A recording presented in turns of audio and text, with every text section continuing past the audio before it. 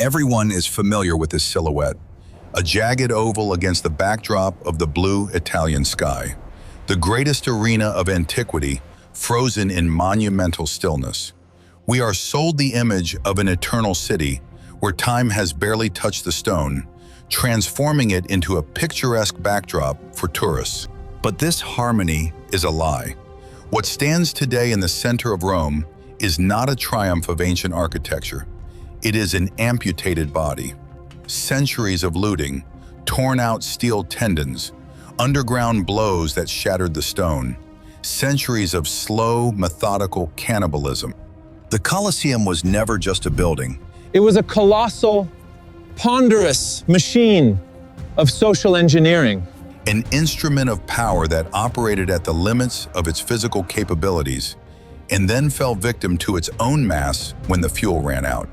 By the end of this story, it will become crystal clear why only a gutted skeleton remains of the world's greatest amphitheater. Where the vast majority of it vanished without a trace. And why what we see today defies all laws of physics. But to understand the anatomy of its collapse, we must return to square one, to a time when there was neither marble nor the roar of the crowd, only the stench of stagnant water, ashes, and cold political calculation. The land in the center of Rome was not intended for grand construction. It was a marshy lowland, surrounded on all sides by high hills. For centuries, it served as a vast natural catchment basin for rainwater from the entire city. The famous Emperor Nero decided to use this landscape to satisfy his whim. He flooded the valley and turned it into a luxurious, private, artificial lake in front of his enormous golden palace. The bottom of this picturesque valley consisted of a thick layer of very viscous and constantly damp silt. The heavy clay was thoroughly saturated by powerful underground springs. Building a gigantic stone mountain in such a treacherous place seemed like sheer technical madness. Any heavy foundation would inevitably begin to sink into this soft and unstable sludge. The architects were well aware of all the enormous risks involved in such an incredible construction project. But the new, ambitious Flavian dynasty that had come to power urgently needed a completely new architectural symbol. Emperor Vespasian needed to erase all memory of his cruel predecessor forever. Returning the land to the common people was the best way to reliably secure the loyalty of the fickle capital's populace. Therefore, the private lake, which the people hated, was ordered to be drained immediately. Roman engineers dug deep canals and diverted all the water into the Tiber River. The timeline for implementing this bold political project was truly critical. The new imperial power still lacked the necessary stability and popular support. Vespasian simply could not afford the luxury of waiting decades for the project to be completed. The efficient machine of bloody spectacles had to be set in motion as quickly as possible. The people of Rome were insistently demanding bread and spectacular entertainment right now.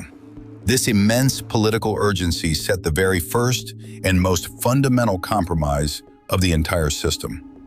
The monumental arena was built amid incredible haste and on extremely unstable, damp ground. About 100,000 captive slaves were used as free labor. These unfortunate people were brought to the capital after the brutal suppression of a rebellion in distant Judea. It was their hard labor and sweat that paid for this grand gift to the Roman citizens. To solve the complex problem of the soil, outstanding Roman engineers created a unique artificial foundation. Exhausted slaves dug a huge, closed, ring-shaped pit by hand. This gigantic trench had a staggering depth of 12 meters. The workers then filled it to the brim with ultra-strong, ancient concrete made from volcanic ash. The result was a massive, monolithic stone ring deep underground, firmly anchored right in the drained swamp. On top of this massive and incredibly durable concrete anchor, the builders began carefully laying heavy blocks of light-colored travertine. Each of these hewn stones weighed an incredible amount, ranging from 2 to as much as 5 tons. The enormous blocks were transported around the clock from the rich quarries of the city of Tivoli. A completely separate wide road was even built for this incredibly complex logistical task. Thousands of heavy wooden carts ground their wheels into dust every day for the sake of this major construction project of the empire. The unprecedented scale of this ambitious project far exceeded all previous experience of ancient builders.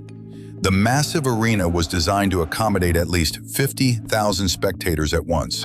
This was the colossal weight of a dense human mass, which had to be multiplied by constant vibration. The crowd always shouts, jumps, and stomps its feet rhythmically during brutal gladiatorial battles. Added to this colossal pressure were hundreds of thousands of tons of the heaviest building stone. To speed up the construction of the high-rise building as much as possible, Roman architects took a huge risk. They completely abandoned the use of the customary liquid mortar in the tall, load-bearing walls. Building massive stone tiers with cement was too time-consuming and extremely inefficient.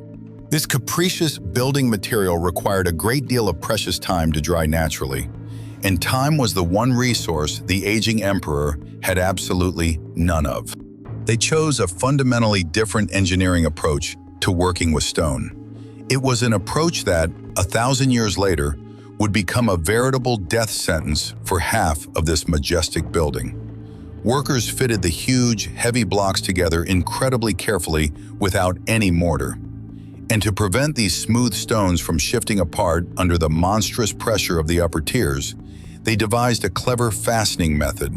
Small, deep grooves were specially carved into the stone and filled with hot, molten lead. Thick iron clamps were then firmly inserted into this soft, cooling mass.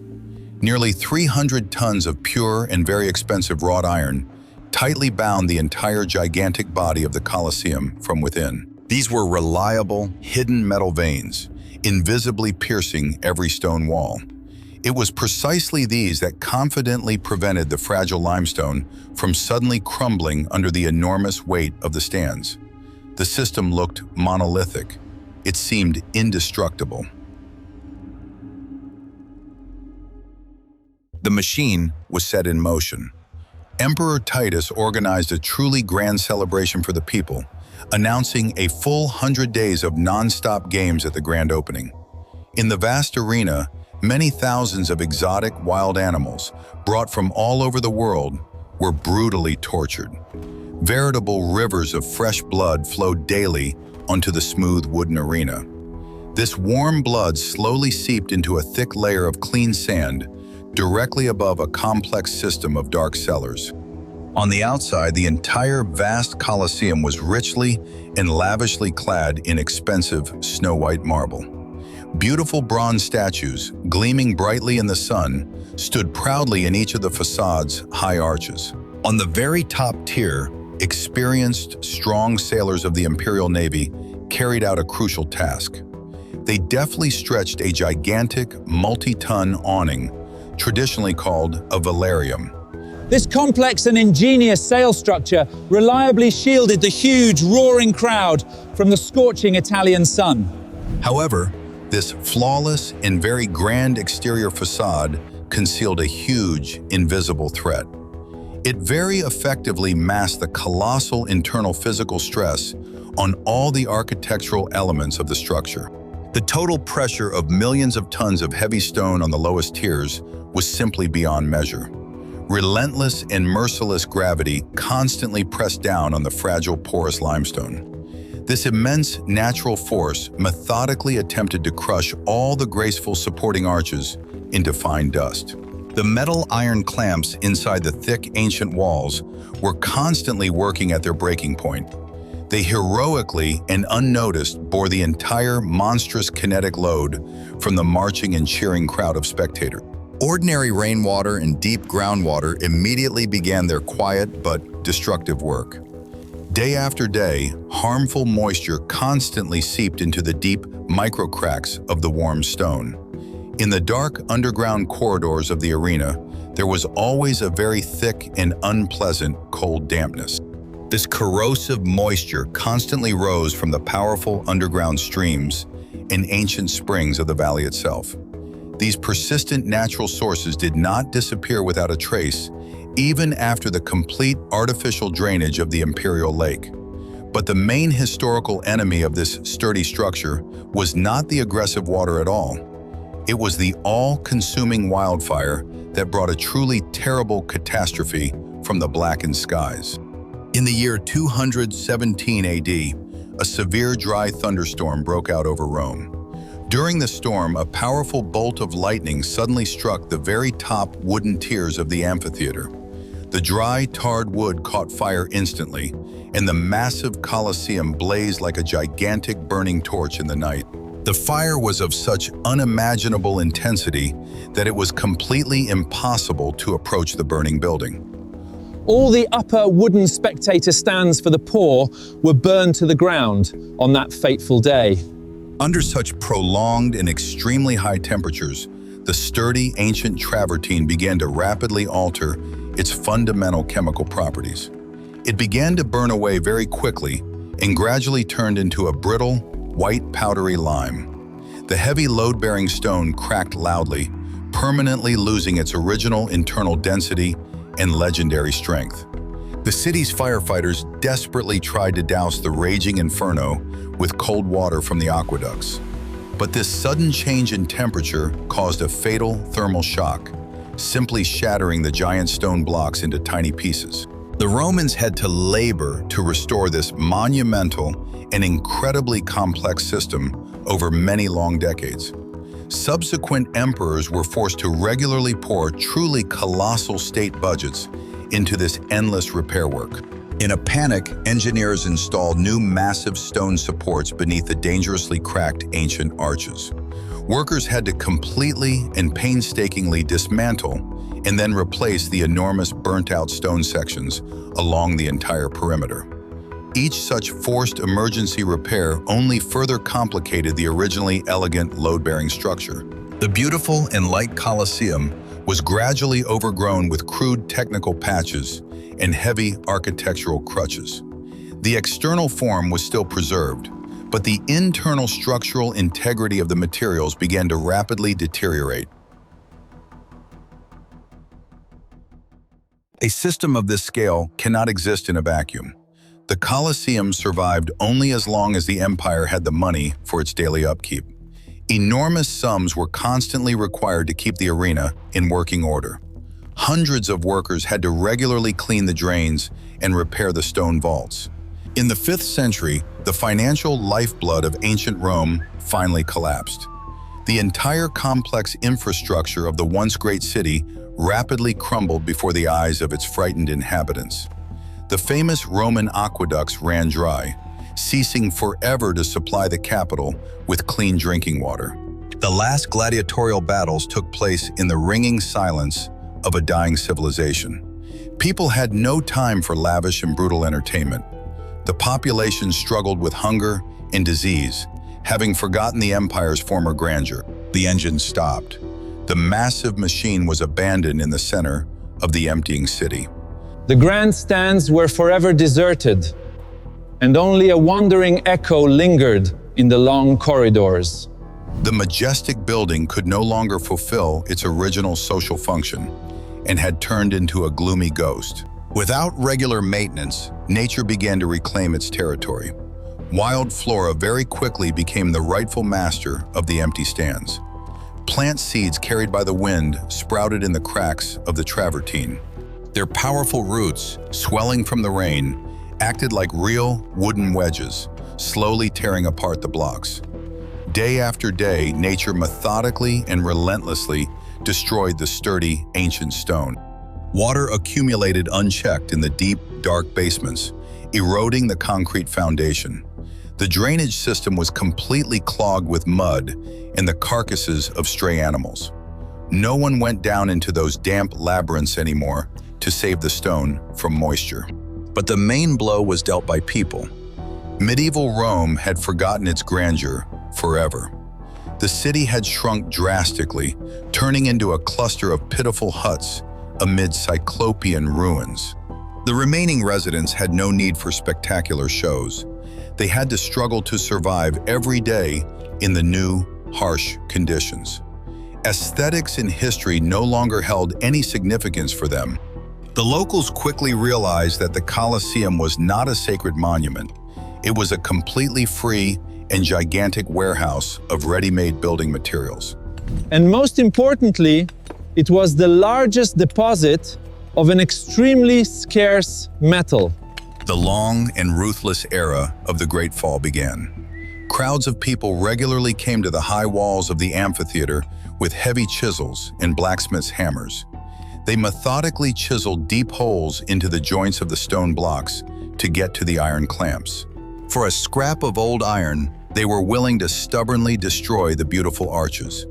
The scavengers pried out the iron with great difficulty to melt it down into horseshoes, nails, and weapons. The townspeople eagerly smelted the molten lead to cover the roofs of the new Christian basilicas. The Colosseum's body was stripped of its steel tendons. The stones, which had held together for 200 years thanks to the metal, now stood on top of one another, held only by gravity. The entire original engineering concept was irrevocably destroyed by the thirst for profit.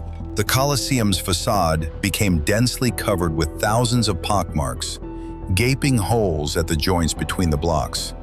The building had lost its sight and become critically weakened, deprived of its reliable internal skeleton. It had imperceptibly turned into a fragile house of cards, where each card weighs 3 tons. The key moment in this story is not the result of gradual decay. It is a sudden and, in its scale, monstrous, instantaneous catastrophe.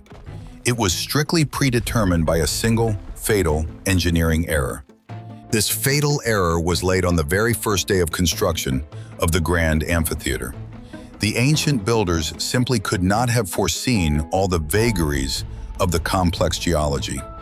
And this hidden threat patiently bided its time for many centuries. September 1349 proved truly fateful for Rome. A powerful earthquake struck central Italy with all the fury of nature. The destructive seismic wave quickly reached the capital and struck the amphitheater's vulnerable foundation with tremendous force. The city instantly plunged into utter chaos and panic from the terrifying tremors. Ancient structures shook to their very foundations. Here, Emperor Nero's geological trap finally springs mercilessly. The ground beneath the heavy structure behaved completely differently depending on the specific section. The heterogeneity of the soil, hidden deep underground, played a cruel trick on this architectural masterpiece. The artificially altered landscape could not withstand the harsh test of the underground forces. Nature took brutal revenge for humanity's crude interference with its original plans. The northern part of the Colosseum stood securely on solid layers of ancient volcanic tuff. This incredibly durable stone had formed deep within the earth over many millennia. It provided an absolutely ideal natural foundation for the massive and heavy ancient walls. The massive stone shield confidently and evenly bore the entire colossal weight of the spectator stands. When the ground shook violently, this dense soil acted as an excellent rigid platform. The heavy stones there shifted noticeably from the massive vibration, but they stood firm on their original, solid, natural foundation. The architectural design of the Roman engineers in this northern section fully proved its worth and saved half of the building. The southern part of the amphitheater faced the high Celian Hill, and it was precisely this section that rested on those treacherous alluvial deposits. It was the excessively soft and extremely malleable silt of the artificially drained Imperial Lake.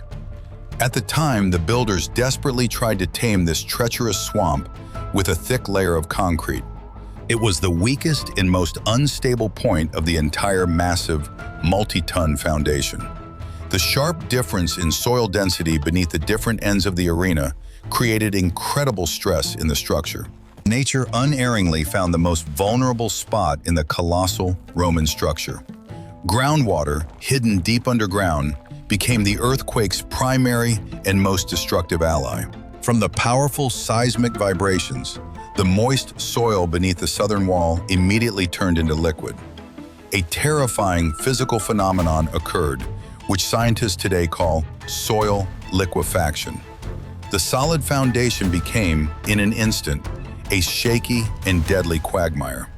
The monolithic concrete foundation at this spot simply could not withstand the force and sank significantly. Deprived of their sturdy iron clamps, the multi-ton blocks of travertine were completely defenseless against the forces of nature. The walls, which had been barbarically plundered earlier, were no longer securely fastened to one another. The stones had finally lost their former rigid grip.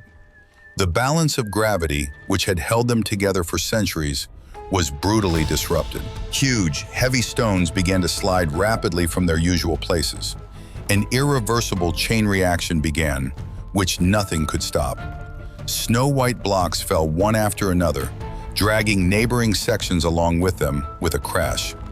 The slender and beautiful multi-tiered arches snapped like dry branches in a strong wind. The outer ring of the southern half collapsed downward with a terrifying, deafening crash. The falling outer wall mercilessly brought down a significant portion of the inner ring with it. Tens of thousands of tons of heavy stone crashed to the ground at tremendous speed. The surrounding earth shook from this colossal impact of the fallen ancient giant. This incredible impact sent a gigantic cloud of thick white dust soaring high into the sky. It seemed as though a completely impenetrable fog had suddenly descended upon the ancient city. This fine limestone dust then slowly settled on the Roman streets for several more days in a row. The townspeople watched in stunned silence as the greatest symbol of their former empire met its swift demise. The ancient building's perfect, symmetrical geometry was irrevocably destroyed in a matter of seconds. What had been built over decades of hard labor by thousands of slaves vanished in a single terrifying moment. The beautiful monumental facade quickly turned into a chaotic mountain of shapeless construction debris. The Colosseum forever lost its original, harmonious, and fully finished appearance. The arena was mercilessly split in half by a destructive underground force. The line of the enormous fault ran exactly along the hidden geological boundary of an ancient swamp. Nature had mathematically calculated the boundary between solid tuff and soft silt. Nature had performed a brutal amputation. The structure was torn in two. From that moment on, a completely new chapter began. The collapsed half of the Colosseum evoked neither sorrow nor a desire to rebuild it among the Romans. Medieval people viewed the ruins quite differently than we do today. To them, ancient structures held no historical or cultural value. The massive piles of sturdy stone were viewed by residents solely as a useful resource for everyday needs. This terrible natural disaster turned out to be an unexpected and very generous boon for the city. It sparked pragmatic delight. The earthquake had done the hardest and most dangerous work for the people. A mountain of ready-made, magnificently worked ancient travertine now simply lay right on the ground. Builders no longer had to travel to the distant quarries of Tivoli for expensive material. The richest quarry was now located right in the heart of Rome. The massive blocks simply had to be loaded onto heavy carts and hauled away.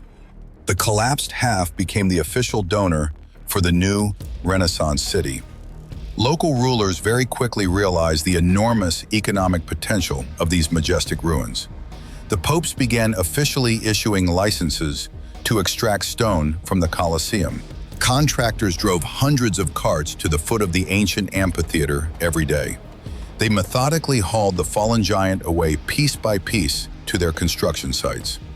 The trade in ancient stone became an incredibly lucrative business for many noble families. The stones from the southern half of the Colosseum were used to build the magnificent Palazzo Farnese. They were also used to pave the wide steps of the famous St. Peter's Basilica. The quarried travertine was used to pave new Roman streets and reinforce the city's bridges across the Tiber. The ancient material was actively used to construct luxurious villas and spacious hospitals. Every day, the enormous amphitheater literally melted away before the eyes of the entire city. What had been a majestic outer ring for centuries dissolved without a trace into the new city walls. The Vatican authorities built their new, unchallenged authority on the foundation of the past.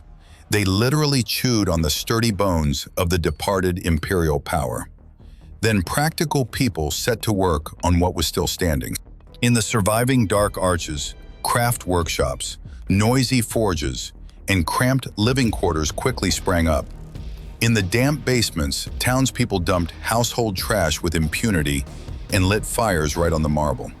The majestic building turned into a noisy and dirty medieval market. In the 16th century, Pope Sixtus V seriously planned to turn the amphitheater into a giant wool-spinning factory. According to his bold plan, the lower levels were to become huge production halls, and the upper tiers were to be completely converted into cheap apartments for factory workers.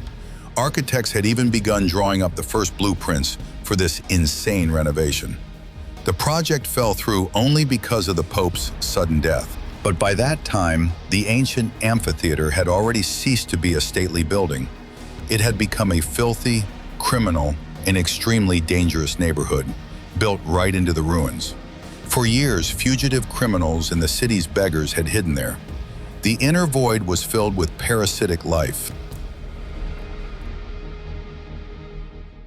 By the beginning of the 19th century, only a dangerous stump remained of the Colosseum. The relentless passage of time, the aggressive forces of nature, and human greed had taken their toll on the greatest monument of antiquity. The outer ring of the northern half, forever deprived of its reliable circular support, leaned sharply outward. Strong winds and new, smaller earthquakes constantly shook this weakened structure. The torn-off ends of the high walls at the site of the historic collapse gaped menacingly. They looked like severe open fractures on the body of a huge stone beast. The building was on the verge of collapsing completely and turning into an ordinary pile of rubble. But it was precisely at this moment that the concept of preserving historical heritage took root in enlightened Europe. Famous artists and writers began to actively extol the beauty of the fading ancient architecture. The ruins suddenly acquired immense romantic and cultural value for society as a whole. The Roman authorities finally sounded the alarm, and it was decided to urgently save the Colosseum. The best architects were tasked with immediately finding a reliable way to halt the destruction. But restoring the arena's original geometric shape was already physically impossible. All the original building material had long since been turned into palaces for powerful cardinals. Finding and re-quarrying thousands of tons of new travertine would have been too expensive and incredibly time-consuming. Therefore, a brilliant engineering solution was found in the spirit of harsh military field surgery. The main task was not to restore external beauty, but simply to save the stone patient from certain death. Architect Raffaele Stern received strict orders to stop the collapse of the eastern edge by any means necessary. He showed wisdom and did not attempt to return the tilting stones to their original vertical position. Any careless movement of the lifting mechanisms would have caused an instant and irreversible collapse of the entire wall. Stern simply filled the collapsing edge with a gigantic mass of ordinary red brick. He created a solid, frankly ugly, but incredibly sturdy monolithic support. It was a massive brick wedge that firmly secured the falling stones in the position in which they had frozen. 10 years later, another talented architect, Giuseppe Valade, undertook the task of saving the western edge. He analyzed his predecessor's harsh experience and proceeded with much greater finesse. Valade created a very beautiful stepped brick buttress that reliably supported the tilting wall. This ingenious brick structure perfectly mimicked the shape of the amphitheater's original ancient arches. The new structure turned out to be not only incredibly sturdy, but also aesthetically pleasing to the eyes of the townspeople. These two massive brick patches are by no means a full-scale restoration. They are genuine architectural crutches for a massive stone invalid. They can easily be compared to rigid medical splints applied to the torn ends of the walls. These reinforcing elements have permanently altered the familiar appearance of the ancient arena, making it asymmetrical. Without these sturdy brick supports, built 200 years ago, a terrible catastrophe would have occurred. The entire northern half of the Colosseum would have instantly collapsed like dominoes under its own colossal weight. The rescue permanently fixed its crippled form. The building turned into a hybrid, a mixture of imperial travertine and papal brick. In the 20th century, Mussolini's fascist dictatorship attempted once again to turn the Colosseum into a symbol of triumph. The dictator wanted to visually link his new power to the grandeur of the ancient Roman Empire. To achieve this, it was necessary to radically alter the entire surrounding historical landscape of the capital. To make way for large-scale military parades around the amphitheater, all the old medieval buildings were ruthlessly demolished. Workers completely destroyed an entire residential neighborhood with its centuries-old narrow streets and cozy houses. The builders simply paved the vast space that was freed up with smooth, soulless, dark asphalt. The Colosseum was severed from the living context of the city, turning it into an isolated island. The historic monument found itself trapped in the midst of the noisy and smog-filled highways of the new era. Then, large-scale changes also affected the interior of this gigantic stone structure. The arena's basements, where mud and blood once pooled, were excavated and cleaned to a sterile state. Tons of earth and centuries-old debris were permanently removed from the complex's grounds. As a result, these once gloomy underground labyrinths were transformed into absolutely pristine museum corridors. To preserve the architecture, restorers took very drastic measures against the local environment. All vegetation was eradicated from the ruins by using chemicals to destroy the roots, in order to halt the biological deterioration of the stone. The romantic green thickets, which had inspired artists and poets for centuries, were completely destroyed. Botanists had previously identified hundreds of unique plant species there, but they were sacrificed for the sake of safety. What we see today is absolute artificial stability. The ancient monument no longer lives its natural life. It has been transformed into a strictly preserved exhibit. The modern Colosseum is entangled with hidden seismic sensors. Smart electronic equipment records the slightest ground vibrations caused by heavy vehicles and passing subway trains around the clock. Metal tie rods are securely hidden deep within the historic brickwork. Experienced engineers tirelessly monitor the slightest structural changes in the body of this ancient architectural giant. The stone's surface is regularly treated with solutions that prevent crumbling. These modern protective compounds effectively shield the porous material from corrosive urban smog. The structure no longer produces spectacles. It generates massive tourist traffic. More than 7 million people come every year from every continent to touch this stone legend. Millions of footsteps every day wear away the ancient stone, creating a new, exhausting load on the floors. Endless crowds of visitors constantly bring with them moisture from their breath and continuous vibration. Every careless touch leaves its own tiny but cumulative destructive mark. The arena is once again working itself to the bone, letting the human masses pass through it, just as it did 2,000 years ago. Only now does the admission fee go toward keeping the walls from their inevitable collapse. Look at this torn silhouette once more. Now you do not see a perfect form.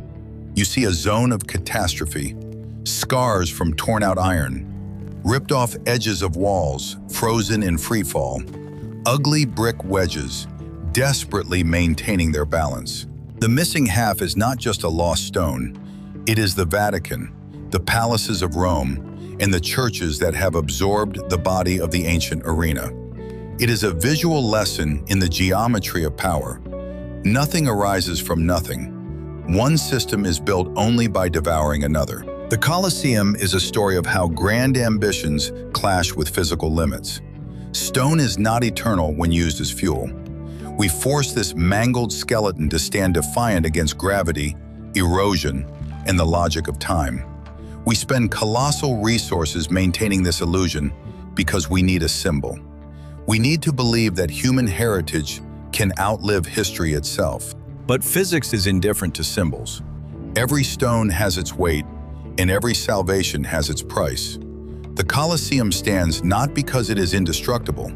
It stands only because we have become its new iron clamps, preventing it from taking that final, inevitable step into the void.